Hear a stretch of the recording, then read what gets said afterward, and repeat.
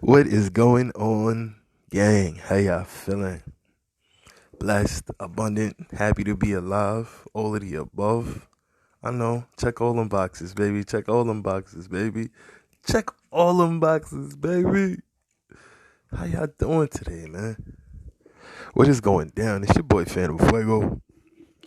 Phantm Phuego, and we are having a good time, uncut white, having a good line. In case you haven't figured, I dabble in good rhyme, making dope singles and twisting up girls' spines. That was a couple lines from my first mixtape, my hip opera part one, featuring Jalil Mack on the chorus. It's called "I Take Two." You know, I take two and everything's alright. For those who haven't heard my first project, go on SoundCloud. Check it out. SoundCloud.com/Phantm. And yeah, man, check it. I actually have a couple mixtapes on SoundCloud, Audio Mac, before I put out these new singles, these newish now singles that I released to Spotify over the past year. I previously was on a tear through SoundCloud, Audio Mac, and yeah, even got a little work up on Bandcamp. But and I used to be crazy on Reverb Nation as well. For those that may know about the Reverb Nation scene, so yeah, Bandcamp, Reverb Nation. I've definitely been a part of the indie community, indie on the move. I've definitely been a part of the indie community for a very, very, very long time. Loved it. Loved every minute of the experience. You know what I'm saying? Now I'm just at a point in the game where I'm just doing things from a more calculated, mathematical position. Because, you know, I got more skin in the game. You get older, you have more things that matter to you. You have more things you're responsible for.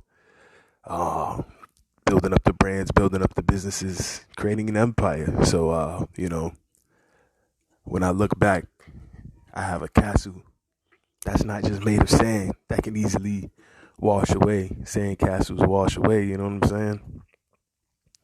Castles made of brick of stone can last the test of time. So I just want to build my castle on solid ground. And then I want to build it with the right materials. And I know that takes time and patience. Sometimes I'm impatient like a motherfucker. I'm not going to lie. As we all are. As we all can be. In our younger years, thinking that, you know, fear of missing out. Fear of not having. Operating from a place of scarcity and lack can cause you to react in particular ways. But if you operate from a space of abundance, then you'll always have, man. And I know, that sounds easy. It really is that easy. It really is just making the choice. Yes, there's a ton of work that has to be put in after the choice is made. But if you make the choice and you consistently make the choice through the good, through the bad, through the ups, through the downs, through the struggles, to operate from a space of abundance, and what that means, what that entails to you. To me, that means having massive amounts of savings, massive amounts of assets, massive amounts of income streams, massive amounts of intellectual properties, massive amounts of passive income streams, massive amounts of active income streams, and much more passive income streams than active. Have that at a appropriate ratio, and just, you know, rain dance. Just rain dance, man. And just be appreciative of the abundance and the blessings that begin to flow with consistent work toward creating massive amounts of streams of active and passive income. And then just, hey, yeah, hey, hey, rain dance after that, you know? Rain freaking dance. But it's your boy Phantm Phuego, Phantm Phuego, and you are tuned into the news, views, previews, and reviews with just a twist of his ghetto point of view. Ooh, ooh, ooh. You know, shout out to everybody that listened to the show that rocks and vibes. It's gonna be a dope episode. We definitely got a bunch of amazing topics coming up. Yes, definitely in for a treat. But the treat is definitely always with me at the end of the day. Because, I mean, y'all are amazing, man. And I love this audience so much. And yes, y'all keep me leveling up and being the best that I can be. And I'm so happy that y'all appreciate what I do and what I bring to the table. And what I have is food for the soul, sustenance for the mind. But, you know, we also get on here and talk our shit from time to time. And I like that balance, man. And if I didn't have the audience I had, I don't think it would be able to be as balanced in perspective and outlook in the content I can provide. It's a great potluck of dopeness. And that's all because y'all are a dope potluck of an audience. And I really appreciate that. So with all that being said, I just want to make sure I always give y'all flowers because y'all give me mine. Thank you so much for those that continue to donate to paypal.me/Phantm Phuego, paypal.me/Phantm Phuego, and at Venmo at Phantm-Phuego-42. It's very, very much appreciated. And for those that haven't had an opportunity to do so yet, please take a moment out, donate to the show, donate to the cause. It's so much appreciated and it helps go such a long way in continuing to advance the show, advance the cause, push the narrative, and make us the dopest, hippest spaceship in the galaxy, know what I mean? Make us the hippest trip and the flyest rocket ship. I need spinners on my rocket ship. Cadillac on 22s, you know what I mean? Ain't did nothing in my life but stay screwed. You dig me? But, you know, and then we get to bring on so many amazing guests from so many different walks of life and so many different arenas, whether it be from finance, health and wellness, from relationships to business, education, philanthropy, technology, and then of course entertainment. You know, I am an entertainer myself, so you know I'm so blessed to have so many comedians, actors, producers, behind the scenes people willing to come through and bless us with a moment at a time and a couple jewels from their journeys in this crazy world. And there's a lot of consistent themes you hear. Greatness always leaves clues. Greatness always leaves clues. And I'll continue to always bring that to you and more. Because, you know, we about building up the empire over here on solid ground. Never will our castles just wash away. We're going to take a quick break, gang. And we're going to get into it. Be right back. Let's go. We up.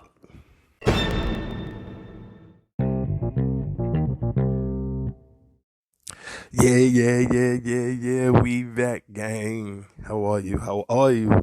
Thank you so much for, as always, just loving the crew. Yeah, loving the crew. Yeah, I'm hot as hell right now. Shout out to AJ's Kitchen, man. You know, they blessed me with an amazing breakfast platter this morning. And then there's this new company I've been messing with for my medicinal needs. You guys know I am a medical patient out here in New York, and the medical,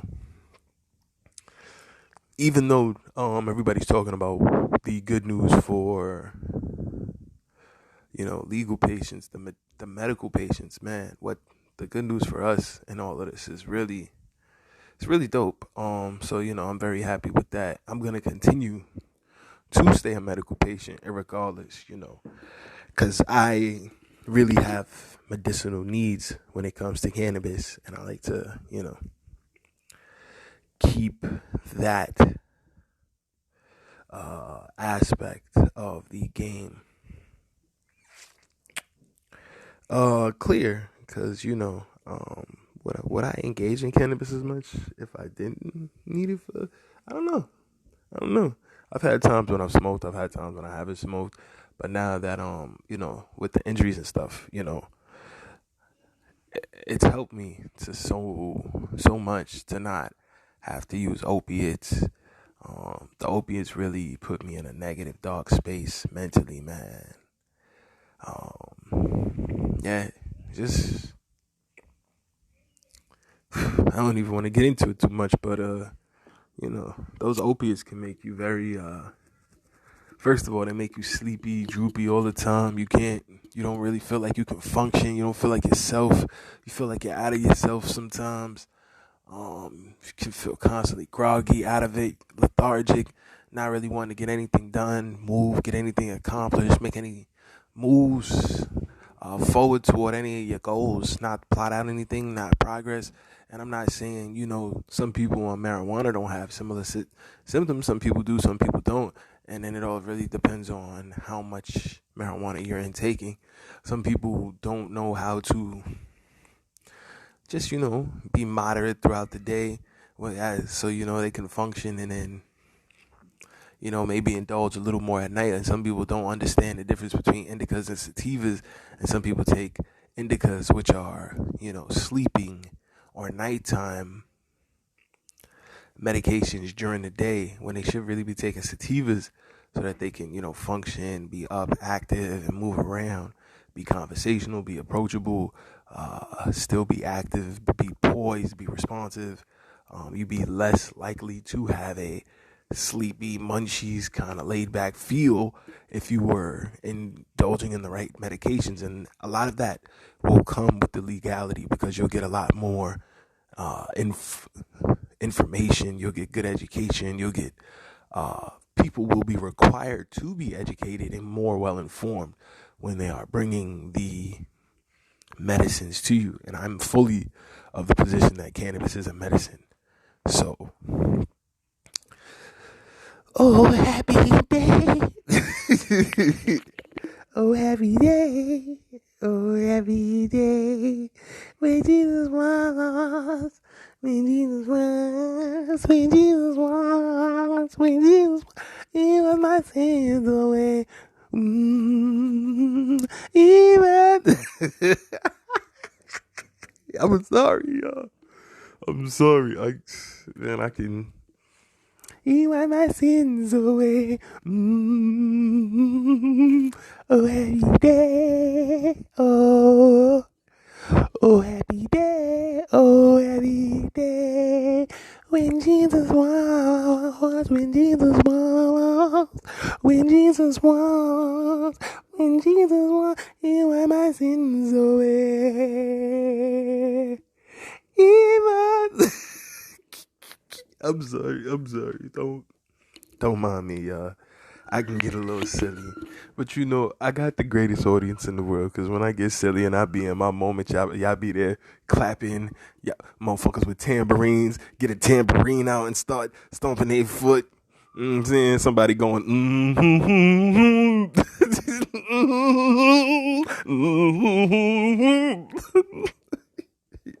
I get silly with me, man. And that's what this is about. We have a lot of very serious conversations on his ghetto point of view. When we bring in the news, views, previews, and reviews with a twist of his ghetto point of view. But it's really our ghetto point of view because y'all be right there with me. When I get crazy, y'all get crazy with me. When I laugh, you laugh. When I cry, you cry.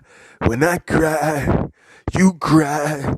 We cry together. So when I cry, you cry, we cry together. I'm sorry.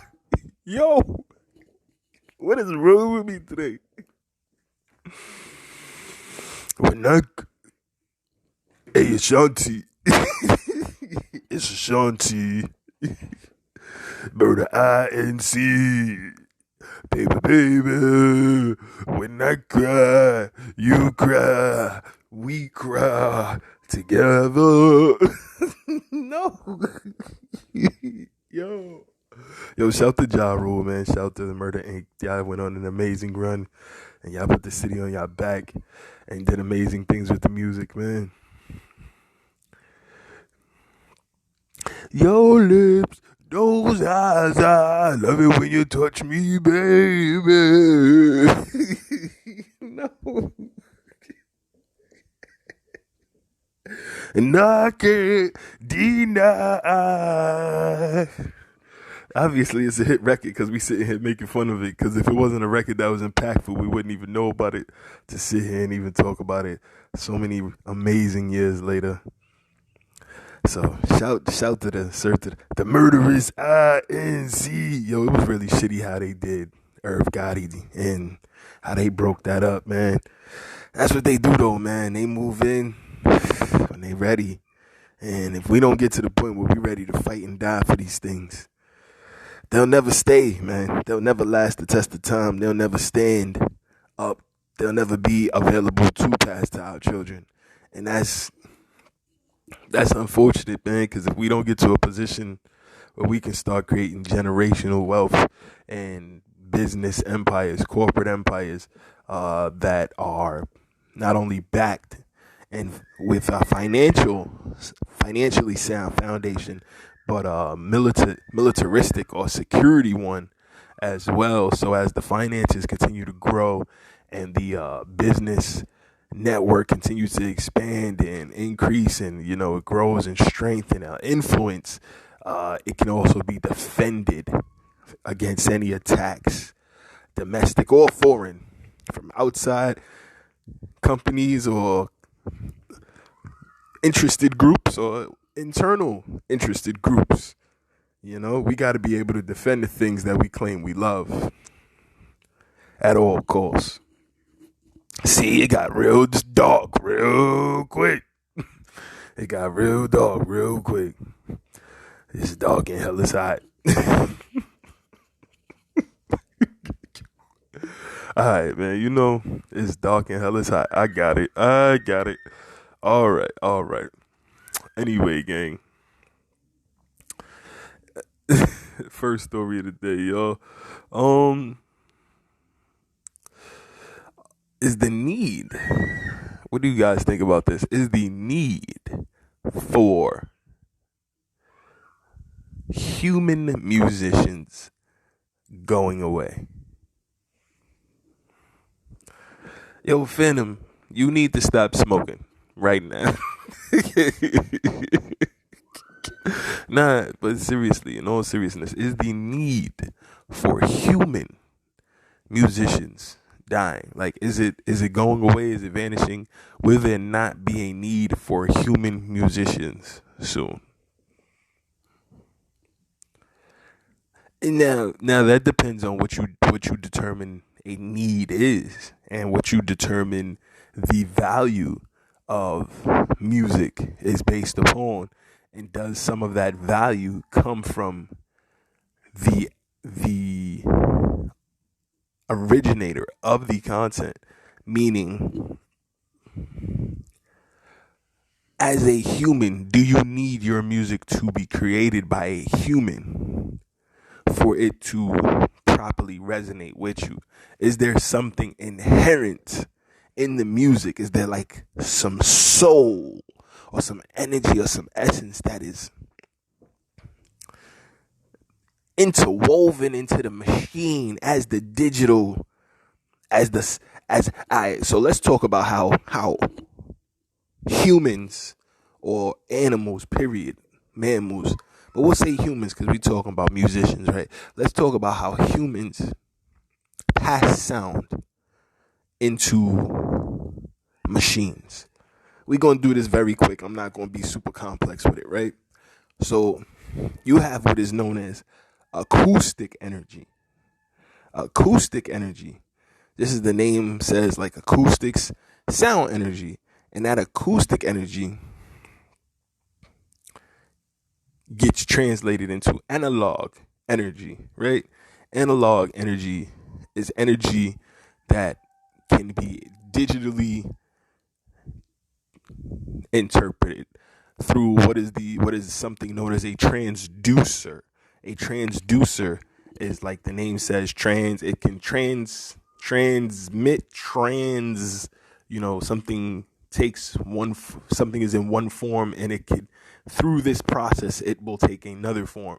So through transducing transduction or transducing a sound wave, like me talking into a microphone. The microphone transduces, takes that sound wave, which bounces back and forth in a process that's known as compression and rarefaction. Compression in, rarefaction out, in and out sound waves, circles of waves. But I'm sorry, I'm getting mad fucking nerdy right now. Forgive me. Y'all know I went to school for this shit, so forgive me. But anyway, sound waves travel in circles, right? Or up and down in these sound waves, circular waves, right? And that's a process. That's acoustic. Acoustic turns to analog when it goes through like a microphone or something similar, right?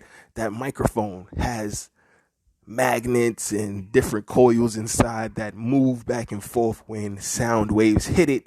And that moving of those sound waves, that moving of those coils or those magnets at particular speeds are interpreted as different frequencies to the electricity that runs through the microphone, whether it be battery operated or plugged in, needing what's known as 48 volts of something called phantom power, which way deeper than I needed to make this conversation. I really apologize, but ride with me. Okay, so we talked about how when I talk, I'm talking into, let's say, just a regular microphone. If I'm in the booth or in the studio, or if I'm standing on the stage, me talking, boom, you can't really hear me. They give me a microphone because it's a big audience, right? They give me the microphone, boom, you can't hear the microphone until they plug the microphone in, right? Real basic. I'm acoustic. The microphone took the acoustic, turned it to analog. That analog travels down a wire cable. It is electrical energy. Digital. It is not digital energy. It's electrical energy. That analog, electrical energy. So acoustic, analog, electrical, right? Boom. Now, I could take that electrical energy and just push it out through my speakers via mixer or something. I could record it into a recorder.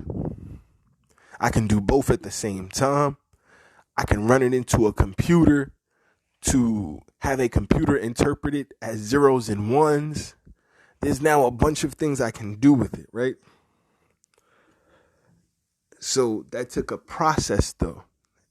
And in that process, it's energy that's being transmitted and transmuted into different waves, different languages, different ways to be interpreted by different beings, different entities, people, machines, computers, right? Back out to more machines. If it's to some speakers, the speakers is bumping it back out to humans. It's the circle of life. But anyway, in that process, the sound changes. You know what I'm saying? So it's not what it originally was, but it's not necessarily something worse or better either.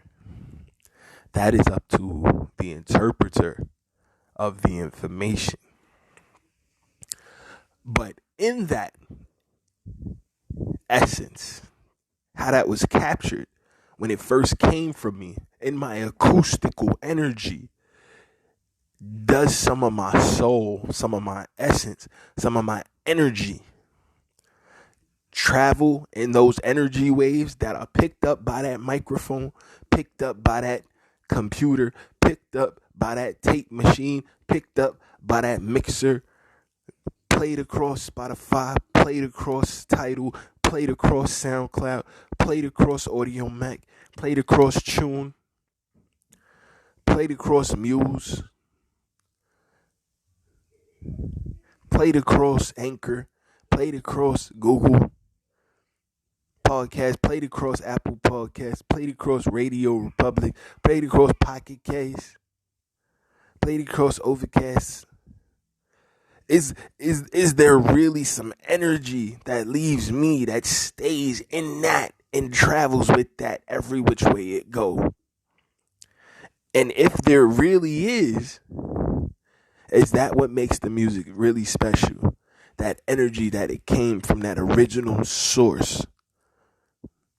And if there is something truly special about the music coming from me, coming from an artist, coming from that original source, can a computer now figure out and crack that code and replicate that energy source and put that into the music? Or will the music from a machine always come across as cold and calculated? And while they might have the formula to get you bopping and grooving, they'll never have that energy, that essence. And it'll always be cold and, while very well calculated and meticulously thought out, it'll always just sound like a bunch of numbers and not math. It'll always sound like a bunch of numbers, but it won't sound like algebra. You know what I'm saying? It won't speak a language to you, you know? Or have they figured out that code? Does the AI know the code, or is it getting there? Where is this going? Where is this going, gang? Just something to think about, man. Just something to think about. We're going to jump into this article from Consequence of Sound. Shout to Consequence of Sound. It's an article from February 2020. Will artificial intelligence replace human machines? The machines are coming, but they seem to be coming to help us create better music. Let's see about that, though. 2 months before she dropped the news that she's expecting her first child with Elon Musk, Grimes, also known as Claire Boucher, who now legally goes by C, the symbol for the speed of light, lit up music Twitter. The one-time neuroscience major let loose with a provocative forecast on theoretical physicist Sean Carroll's Mindscape podcast when she shared, "I think live music is going to be obsolete soon," predicting we might be seeing the last generation of human artists and also inspiring dozens of variations on the same joke, suggesting Grimes' own imminent obsolescence. Long and short, her own, she'll be obsolete soon. They'll no longer need her.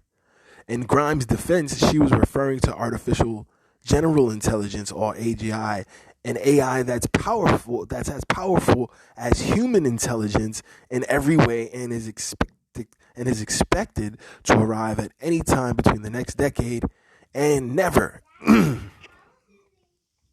And is currently unmatched by any AI tool on the market or in the works. However, even looking into the music landscape's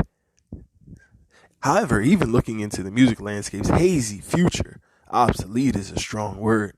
I don't think it's a strong word at all. I'm not sure if we will be needed. Just to jump in here, I was having this conversation with some people on Facebook after I saw the artist FN Mecca, and I heard the Speed Demon record, and then I saw all of the different TikTok videos and all that. Where is this going? Will they be able, you see, the old generation may understand that essence, that soul that need to be in a record, because we felt that before and we've had that experience. But a new person, a baby who's never experienced the soul that's supposed to be in a record, that energy, that never heard that in the back of their mind, because it might not be something you sonically can hear, but there's so many subsonic and supersonic characteristics to a record. And when I say subsonic, I mean below our perception of hearing, and supersonic above our perception of hearing. There are so many things, so many subtle nuances. Again, guys, I'm sorry. Don't hate on the degree, man. There are so many below level and above level things to a record that if you hear them, if you can't hear them, but they do make up a part of the mix. And if they're not there, one would argue, is the record the same? does it feel the same? Does it just feel different? But if you've never heard that, how could it feel different to you? How would you know what different feels like? So yeah, they might not be able to do this with us. But is this new society being made for people over 30? Is this new society that they putting together even being made for people over 15? I would argue this new society ain't even for people over 10 yet, over 8. The society they're building is for people that's in like first, second grade down right now. If you beyond 5th grade, this new society they building has nothing to do with you. It has nothing to do with you. You are the bridge to get these new superhumans to the next gateway. You are the bridge. You are the caretakers of that generation. And that is all your job really is to not fuck that up. And these motherfuckers have made it abundantly clear. If it even look like you about to fuck up the transition to the next wave, we will snatch them from you. Because it ain't about what you want no more. It's about what they want.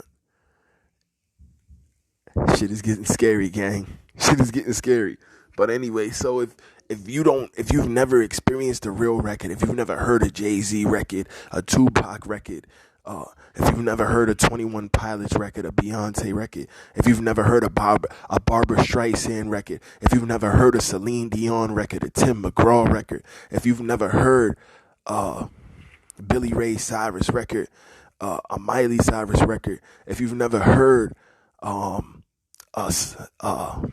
Nat King Cole record, if you've never heard a record by Sia, if you've never heard a Ja Rule, a Biggie record, a Tupac record, if you've never heard a Bone Thugs and Harmony record, if you've never heard a R. Kelly record, as much as we hate that man, we can't talk about nothing else but the soul that man put on that wax.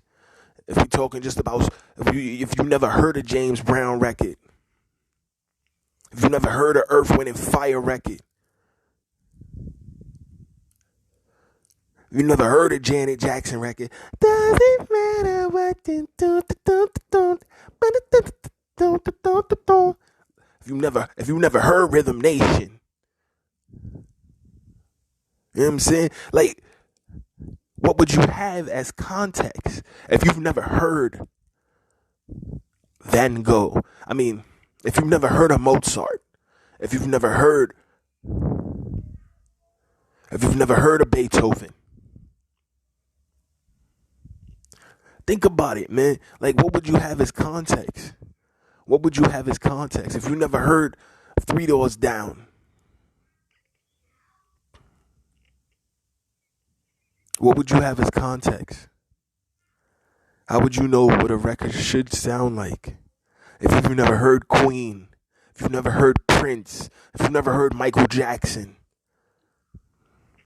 you never heard Tierra Whack, you never heard Missy Elliott, you never heard Bob Marley and the Wailers, Michael Montano. If you've never heard these records, what would you have as context? You never heard no Afrobeat.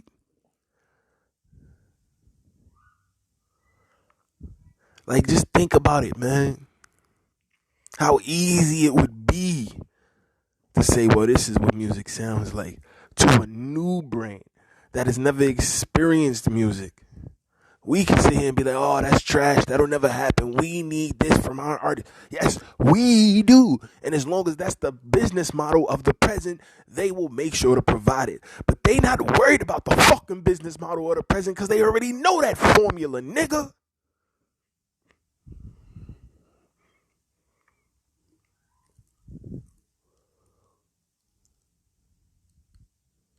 They worried about the business model of tomorrow. They worried about the business models of tomorrow. They worried about the artist of tomorrow. They worried about who their children will be selling music to. Not you. They already sell music to you.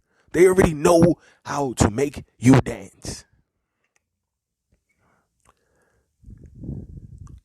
They're worried about the companies of tomorrow and making sure that the artists of tomorrow are in line with the companies of tomorrow so that they can sell the products of tomorrow to the people of tomorrow. And do they need physical artists to do that? If there won't be physical shows anymore, if everything is moving toward a virtual, online, or augmented experience, do you need human beings to give a show?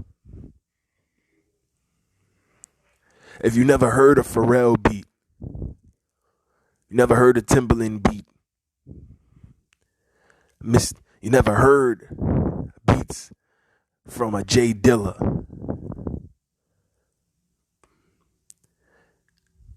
you never heard beats from the RZA, Dr. Dre, how would you know? What would be missing to your ears? It would sound like good music. You would enjoy it if it's fed to you enough. If they keep that formula of repetition up with these new algorithms, these algorithm rappers, these algo rapping niggas, what would you miss? How would you know what to miss? You can't know anything unless you know it. The article continues. A few musicians publicly responded, including Holly Herndon, who made her own AI songwriting tool for Last May's Proto, which was released as part of her dissertation for Stanford's PhD program in computer-based music theory and acoustics. Plus a series of since deleted tweets from Zola Jesus and another thread from Grimes' ex-boyfriend Magical Clouds, Devin Welsh. Grimes may be correct about AGI being technically better at making art and music, much like Google DeepMind's AlphaGo executed creative, never before seen strategies to beat the world's best Go player. But that won't stop people from making music about their lived experiences. A feature AGI won't be capable of credibly undertaking on its own. But how do we know that? If you feed enough experiences into AGI, and it can learn off of other people's experiences, and it can predict how those experiences would make people feel over time. And it can also learn perspective on those experiences, like being the first person, the second person, the third person, being a wife of somebody in jail, being the child of a father locked up for life, being the child of somebody whose parents were murdered, being a daughter who was born of rape. If you could teach AGI how to learn to understand those experiences and how those experiences would affect a person's mental over time, gang, what the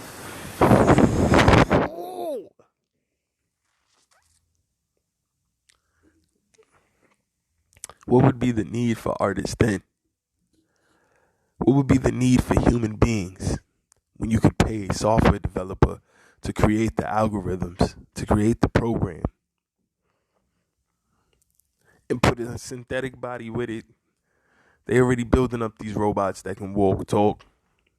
You think they're not working on robots that can rap and sing and play drums and play cello and violin, and you know what I'm saying? We don't know who's actually an actual artist out here now and who's not. We have no idea. We think we know. We really don't. We really don't, gang. Setting aside AGI and focusing on the current AI songwriter tools aimed at the music industry To a large degree, these tools open up new opportunities for musicians rather than threatening to replace them. One notable exception, a point Sherry Hugh made in an article for Song Trust last year, is production music. These songs are intended to create a vibe or provide an emotional backdrop geared toward licensing for film, TV, and commercials. Creators behind this particular medium are primed to struggle under the weight of the new entrants targeting easily reproducible styles of mood-heavy music, like Juke Deck, a UK-based AI music startup that was recently acquired by TikTok and can interpret video and automatically set music to it. Wow. Whew. That's crazy. So if TikTok, just think about that. Wow. Just think about that. If TikTok has acquired Juke Deck and they can now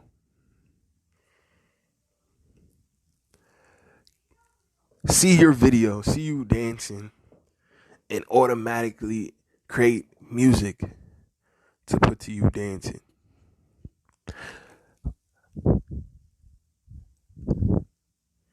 Dilutes the ability for artists to use TikTok to blow their records up.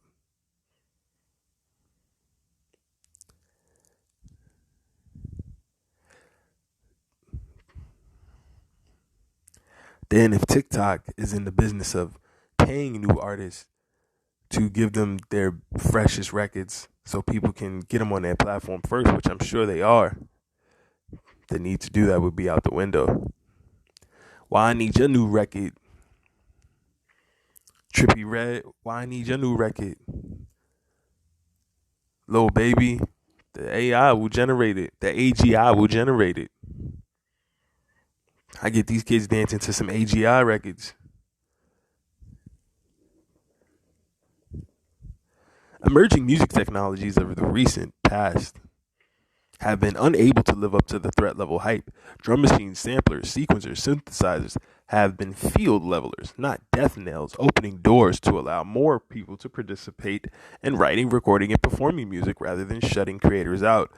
Backing bands aren't losing gigs to loop stations. Instead, we get visionary creativity like tune yards, looping the hell out of business, and bad singers aren't displacing any talented vocalists in the wake of Cher pioneering autotune as a vehicle for her transcendently pitch-corrected cyborgian breakup anthem, Do You Believe in Love After Love? This is true, but autotune is a program that assisted an artist. Autotune is not an AGI artist itself.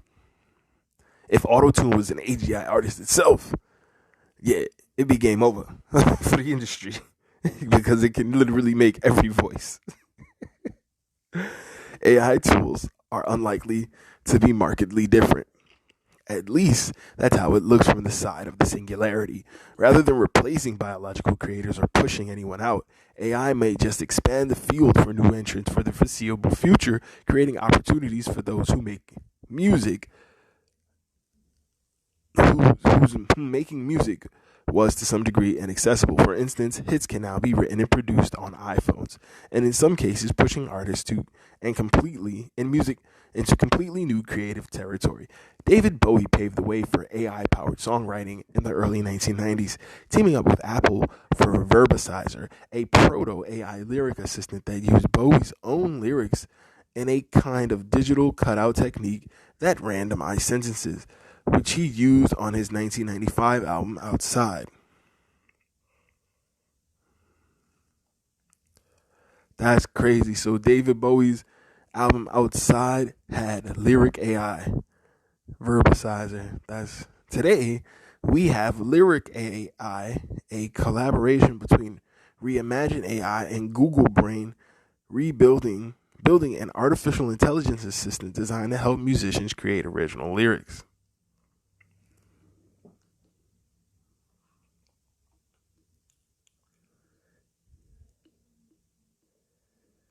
Insane. Just think about that. They got a joint that can help you write your lyrics, gang.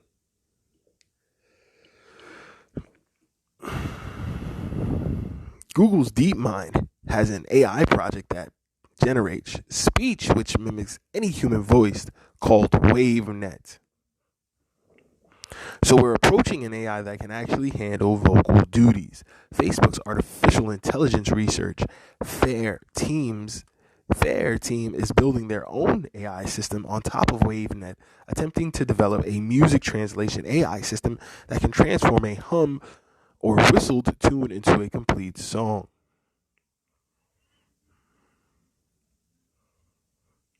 Google isn't the only building tool for lyrics and vocals. The tech behemoth also has a variety of AI songwriting tools under the umbrella of open source research project Google Magenta, including ncaa, a neural synthesizer that uses a deep neural network to learn the characteristics of sounds and uses the original sound's acoustic qualities to synthesize new sounds. In fact, Grimes herself used ncaa on her forthcoming album, Miss Anthropocene. Another Google Magenta project is Piano Genie, an intelligent controller that maps 8 buttons of input to a full piano keyboard in real time, with the flaming lips tweaked to make Fruit Genie, with its physical interface consisting of fruit, yet another Music Vey, which blends musical loops and scores. Yacht's August released Chain Tripping was composed using Music Vey on every track. This is crazy, y'all. French songwriter Benoit Carré wrote Daddy's Car, the first song written with the help of artificial intelligence using a songwriting tool made by Sony Flow machines. So, look at this. Google, Sony, all of these companies are making AI intelligent lyric creators and putting them on top of a wave synth technology which can do vocals.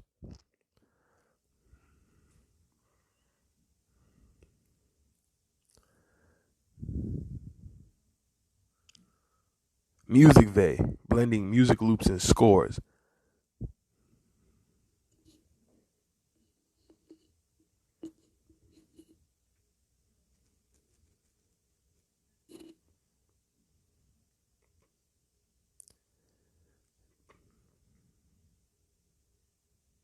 ncaa, a neural synthesizer. Neural, like brain, uses a deep neural network to learn the characteristics of sounds and uses the original sound's acoustic qualities to synthesize new sounds.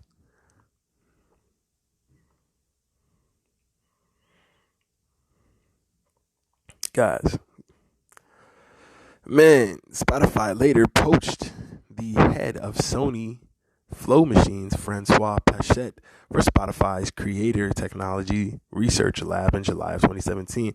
But this one where you could just hum something and it comes out to a whole beat, that is kind of fire. That is kind of fire. I can't front. Something like that would be insanely helpful in the studio. Insanely. Because you hum an idea doesn't make you less of a musician. You know what I'm saying?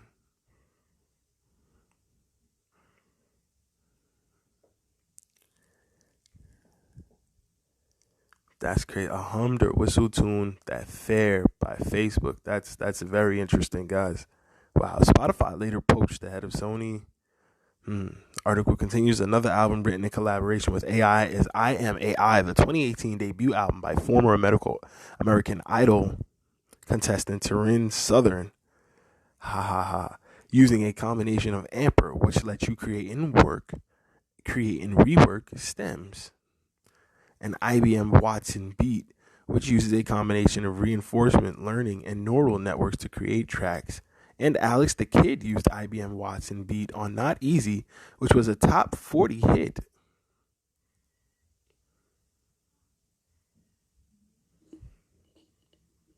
This is crazy. In 2016, both IBM Watson Beat and Google Magenta are open source on GitHub, making it easy for developers to access. And while Amper seems available to musicians, judging from its use on Southern's ncaa. It's actually aimed at enterprise teams creating stock music en masse with sliding prices depending on team size and specific music needs. AI-powered songwriting assistant Amadeus Code is available as an iPhone app, free $199 or $9.99, while the ambitious Aussie startup Popgun, a one-time presumptive slayers of the top 40 pop hit, currently providing an app for teenagers using AI tools to make music for one another, is focused on creating a space for pop stars on training wheels, quote unquote. Popgun Splash is newly available as a free iPhone app or Android, just coming out of beta in mid-December. Also recently out of beta, where it was most popular with gamers creating diss tracks to send to their vanquished enemies over Discord, is an extremely simple AI songwriting tool, Boomy, available via web-based interface. Guys, this is crazy. This is crazy. Check out this Consequences Sound article when y'all get a minute. Absolutely amazing. Like, where is this going? Will they need artists? Like, will they need artists? This like the article ends. It's who knows what will be announced next, but for now, most musicians' jobs don't seem to be going anywhere. If we're nearing the end of human-only art, as Grimes later clarified on Twitter, then it's a period ripe for hybrid creativity. It's already happening. The tools exist right now, and enterprising musicians are currently using them in creative ways. This will only increase as more tools become available and more musicians experiment with them, ushering in a new phase of creative expression that incorporates an ever-evolving AI tool set that enables musicians to more fully express our humanity. But at what cost? Is the cost getting the musical machines fully closer to being able to understand, interpret, and recreate our creative genius without the need for us ever being in the room? I'll let you guys be the judge. Take a quick break, gang. We'll be right back. This is his Ghetto point of view. Ooh, ooh, ooh, ooh.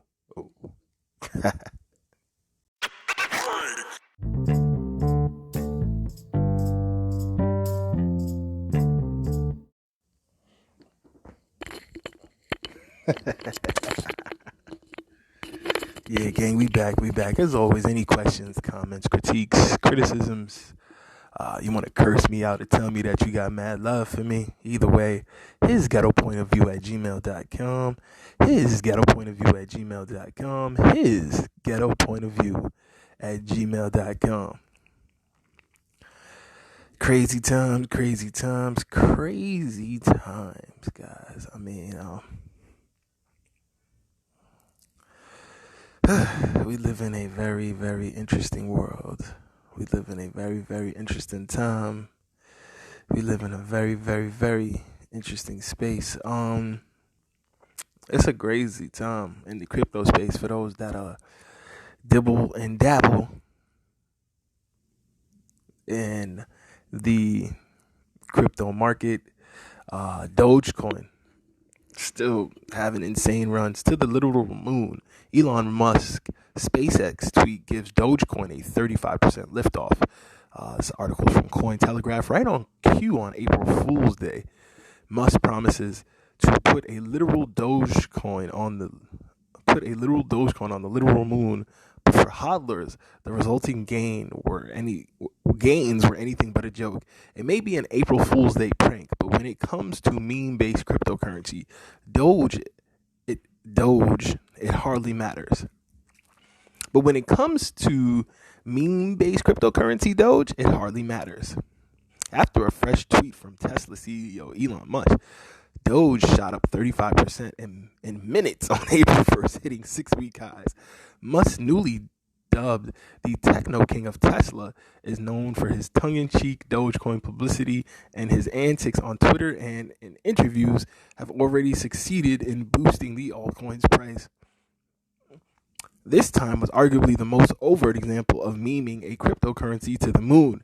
However, as Musk promised to his other company, SpaceX, that his other company, SpaceX, would put a literal Dogecoin on the literal moon. SpaceX is going to put a literal Dogecoin on the literal moon, he's quoted as saying today. Immediately, Dogecoin began rising, reaching a peak of 7 cents before cooling off, but still retaining the gains. Wow. Having began 2021 at just 0.004 cents, Doge last year to date gains as of April 1st stood at over 1,500% interest on your investment. God damn, talk about money. Just think about that, gang. Think about making 1,500% of your money. So think about, had you put $100 in Dogecoin when it was just a penny. Like, let's say you ain't catch it when it was under a penny, but if you put, when you caught it like it was at 2 cents, and you put $100 on it, and you rolled that 2 cents up and down, and then today it went to 7 cents, gang. That's a 500% return on your money.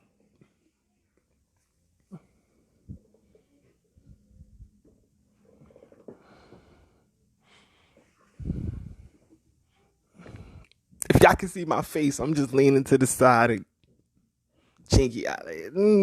That's me. That's ugly. People be out here trying to figure out how they gonna pay their bills, bro.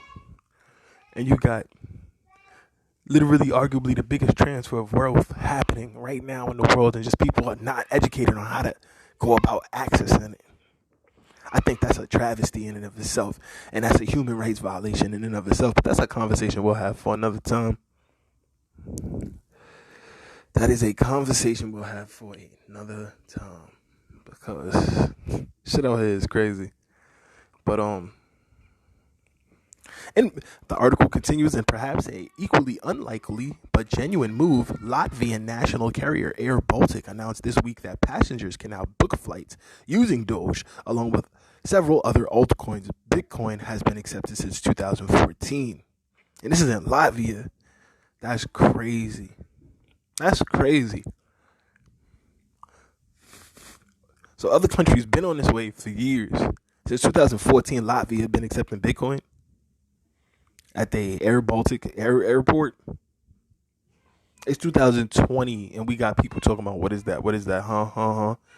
That's 9 years ahead. Do you understand? Like, the people in that country, if they've been able to invest in this and cryptocurrency since 2014, as a country, how much of an influx of finances that gives to the country as a whole, and how that not only helps pay for infrastructure because you could charge higher taxes because the people can afford them, but how that also makes people's individual lives and their individual accumulations of wealth much better. It gives the country less debt to carry. People can carry their own burdens. What the freak, man? Like, come the fuck on. Like, and people say, oh, why do you think some people are devils, and why do you feel people are fucked up? Like, look at shit like this. Like, just imagine had everybody been given a wallet and been seeded some cryptocurrency and been told, oh, you can't touch that. You can't spend it until we say everybody can spend it. And they just gave the green light. 20. You could spend it, but you should just hold it. And give everybody a crypto wallet that's born. And if they would have gave everybody a crypto wallet that was born since cryptocurrency been out, the people that's had crypto wallets for 10, 15 years, bro, you know how much money they would have? Come on, queens, sisses, kings, gentlemen. How much money people would have? How many people would not be relying on the government system with that level of finances? Like, this is crazy. This is absolutely nuts. More than empty promises, ? The article continues. Musk, meanwhile, has found himself in hot water over his Twitter plugs, with reports emerging in February that the mogul was under investigation by the United States authorities. He is not the only one to fall foul of the establishment for doing so. As Cointelegraph reported, entrepreneur John McAfee, was charged with a raft of offenses last month, among which were his daily showcases of various cryptocurrencies on Twitter. It was advertising Dogecoin in particular that got him in trouble. He claimed the concept of clamping down on alleged market manipulation remains a sore point among many lay investors in light of the Reddit GameStop debacle, which saw trading platforms prevent investors from transacting in a seemingly ad hoc fashion when their trading provoked heavy volatility, meaning the prices go up or down when these people buy or sell. Like, it just always is interesting to me that they want to tax the rich crazy and they want us to be so mad at the rich. But the rich people is literally telling you, yo, invest in Dogecoin. And those people that was able to invest in Dogecoin before they locked it up and stopped and used their law-making regulatory bodies to be able to block people from literally invest. Like, think about that. There's laws that literally stop you from investing your own hard-earned money into Bitcoin. And then they tell you the reason they're doing that is to protect you. Yet there's no law to protect you from smoking a cancer cigarette. There's no law to protect you from buying a cheeseburger, though we know that that meat, according to their own American Cancer Association, is carcinogenic. Meaning it causes cancer. It can lead to cancer.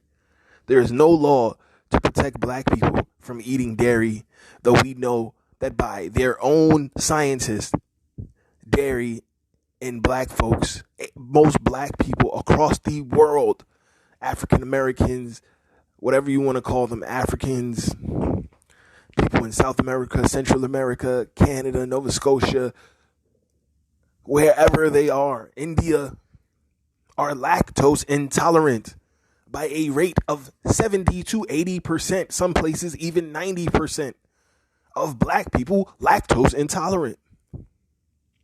People of African descent, people of American descent, whatever you classify yourself as, lactose intolerant, can't eat meat, can't handle the cheese, can't handle the dairy products, can't handle the milk, can't handle the ice cream. But it's in all the stores. Kids is giving it in school to drink. You could argue it's having the opposite effects on people's bodies and bones as they're claiming it should. Yet there's no law stopping that.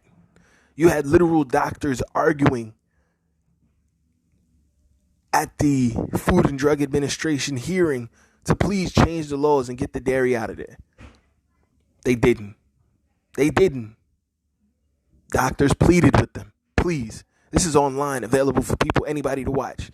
Every 5 years, they have to go update the laws on what they're going to put on the food pyramid. And, what they recommend is the dietary things that the kids need and stuff. And that's what's used to make the school lunches and to make all the government recommendations for local bodies and cities and states, boroughs on what they're going to feed people and, the WIC programs and things, the food stamp programs, things like that.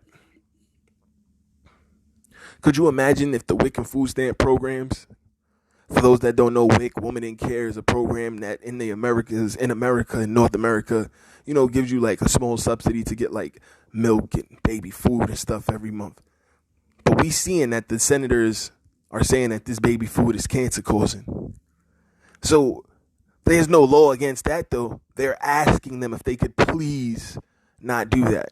But for some reason, they need a law to stop people from getting into cryptocurrencies. Just think about that, y'all. There's a law to stop people from getting into cryptocurrencies, but not a law to stop people from eating burgers and french fries, smoking cigarettes. There's not a law for any of those things. But they need a law to stop people from investing their own hard-earned money the way they see fit. There's laws to stop people from gambling. There's laws for those things. Why? If I want to invest my money in the crypto markets, I should be allowed to. If I lose all my money, that's my damn business. It was my decision as an adult. If I, as an adult, am educated on the pros and cons of something and I decide to jump into it, great. If I, uneducated, go into it, who cares? People are allowed to jump into DraftKings and all of these sports betting sites. Nobody understands that those are rigged algorithms. Those are rigged algorithms. You can know everything about ball and hoops and still lose your whole shirt. That's what they are banking on. Like, you really have to understand the algorithms of computers to do well at that stuff. It has nothing to do with, knowing basketball. But I'm going to leave that alone. The article goes on to say the concept of clamping down on alleged market manipulation remains a sore point. Oh, yeah. In light of the Reddit GameStop debacle, which saw trading platforms prevent investors from transacting in a seemingly ad hoc fashion when their trading provoked heavy volatility. Whatever. So, sure it did. Their trading did not provoke heavy volatility. Other people were trading as well. Stop. Like, we got to stop, man. There were big fish trading at the same time using these Redditors are investing. This is the perfect time for me to dump a huge amount of money on the market and get paid in it, and I can wash the money in this Reddit debacle. And then come out like, this is a travesty. We need more regulation. These people play these games all the time, man. They talk out of both sides of their mouths, man. Native Americans call these people with forked tongues. Shit is real as hell. It's your boy Phantm Phuego, man. Please continue to like, subscribe, tell a friend to tell a friend. Twice a week we get into it. You know how we do it. It ain't nothing to it. Love it so much. All of the feedback, the links, the information you guys send me, the emails, the voicemails, the DMs. You can always find us as well on Instagram, Twitter, His Ghetto Point of View, on all platforms, HGPOV. It's dope, man. It's a good time. We got some amazing surprises coming up for you as we rolling into our 1 year anniversary. You know, we're feeling blessed and fortunate. Gonna take a week to revamp the show when we get around the 1 week anniversary, because I have some amazing things in store, and you guys deserve it for everything and more that you guys do for this show. I can't say enough.